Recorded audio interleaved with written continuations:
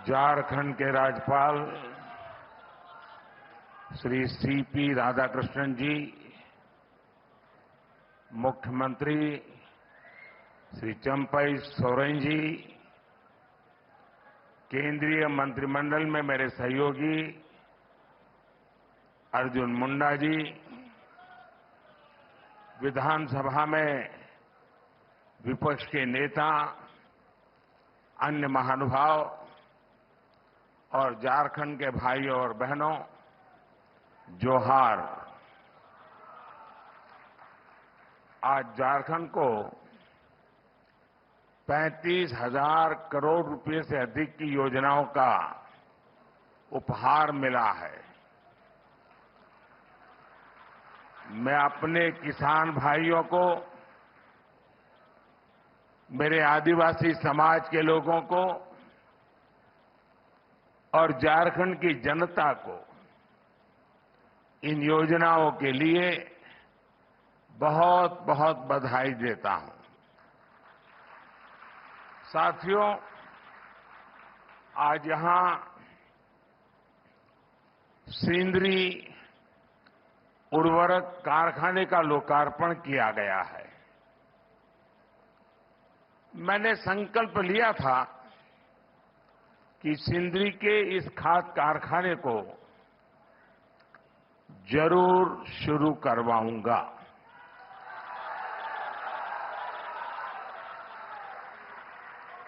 ये मोदी की गारंटी थी और आज ये गारंटी पूरी हुई है। मैं 2018 में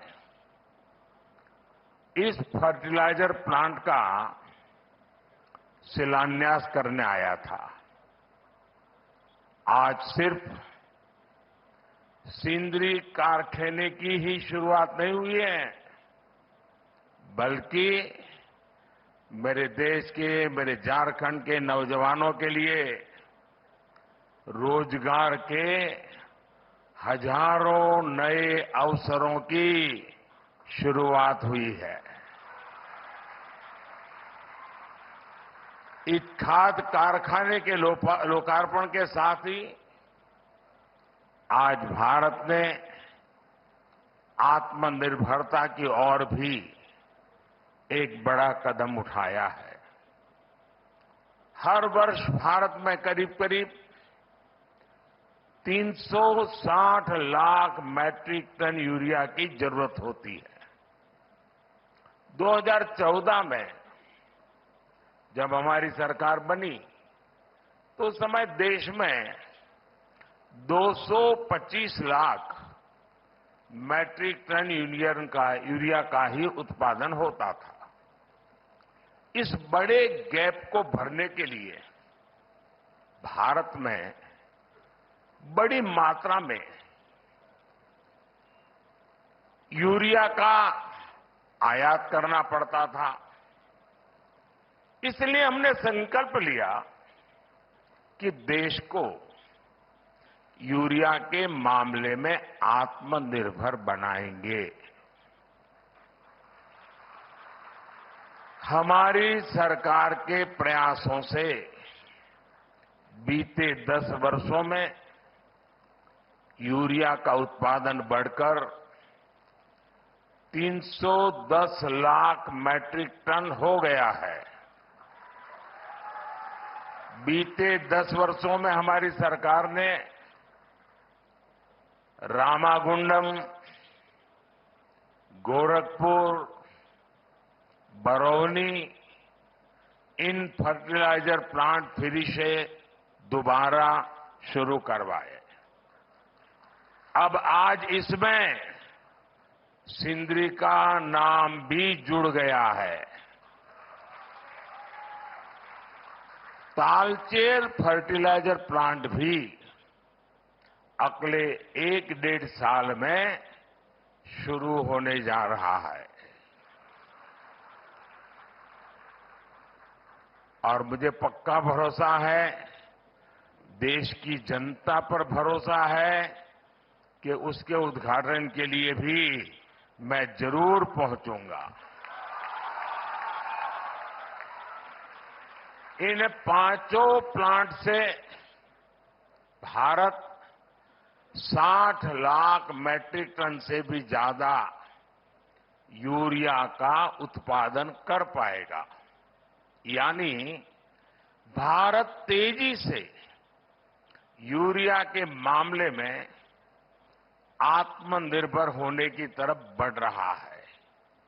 इससे न सिर्फ विदेशी मुद्रा की बचत होगी, बल्कि वो पैसा किसानों के हित में खर्च होगा। साथियों, आज का दिन झारखंड में रेल क्रांति का एक नया अध्याय भी लिख रहा है।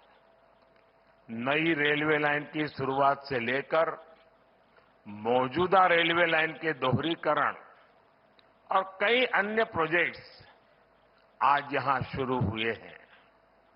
धनबाद चंद्रपुरा रेल लाइन का शिलान्यास होने के इन क्षेत्रों में भूमिगत आग से सुरक्षित एक नया रूट उपलब्ध होगा। इसके अलावा देवघर डिब्रूगढ़ ट्रेन के शुरू होने से बाबा बैद्यनाथ का मंदिर और माता कामाख्या की शक्तिपीठ एक साथ जुड़ जाएंगे। कुछ दिन पहले ही मैंने वाराणसी में वाराणसी कोलकाता रांची एक्सप्रेसवे की आधारशिला रखी है। ये एक्सप्रेसवे चतरा, हजारीबाग, रामगढ़ और बोकारो समेत पूरे झारखंड में आने जाने की स्पीड को कई गुना बढ़ाने वाला है। इसके अलावा हमारे किसान भाई बहनों को चाहे फसल की बात हो, हमारे खदानों में कोयले की बात हो, हमारे कारखानों में सीमेंट जैसे उत्पाद हो, ये पूर्वी भारत से देश के हर कोने में भेजने में बड़ी सहूलियत भी होने वाली है। इन प्रोजेक्ट से झारखंड की रीजनल कनेक्टिविटी और बेहतर होगी, यहां के आर्थिक विकास को गति मिलेगी। साथियों, बीते 10 वर्षों में हमने जनजातीय समाज, गरीबों, युवाओं और महिलाओं को अपनी सर्वोच्च प्राथमिकता बनाकर झारखंड के लिए काम किया है। साथियों, हमें 2047 से पहले अपने देश को विकसित बनाना है। आज भारत दुनिया की सबसे तेजी से आगे बढ़ती अर्थव्यवस्था वाले देशों में है। आपने देखा होगा, कल ही अर्थव्यवस्था के जो आंकड़े आए हैं वो बहुत ही उत्साह भरने वाले हैं। भारत ने सारे अनुमानों से और बेहतर प्रदर्शन करते हुए अक्टूबर से दिसंबर के क्वार्टर में 8.4%, 8.4% की विकास दर हासिल करके दिखाई है। ये दिखाता है कि भारत का सामर्थ्य कितनी तेजी से बढ़ रहा है। इसी गति से आगे बढ़ते हुए ही हमारा देश विकसित बनेगा और विकसित भारत के लिए झारखंड को भी विकसित बनाना उतना ही जरूरी है। केंद्र सरकार इस दिशा में हर तरह से झारखंड को सहयोग कर रही है। मुझे विश्वास है कि भगवान बिरसा मुंडा की यह धरती विकसित भारत के संकल्पों की ऊर्जा शक्ति बनेगी। साथियों, यहां मैं अपनी बात बहुत कम शब्दों में रख करके आपका धन्यवाद करके अब जाऊंगा धनबाद।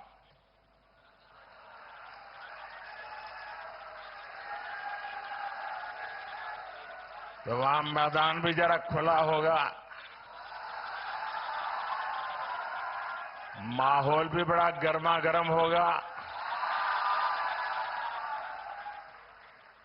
सपने भी मजबूत होंगे, संकल्प भी तगड़े होंगे।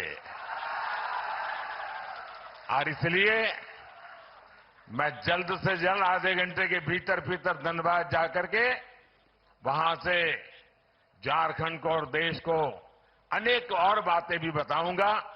एक बार फिर आज की सभी योजना के लिए आप सभी को ढेर सारी शुभकामनाएं। बहुत बहुत धन्यवाद। जोहार।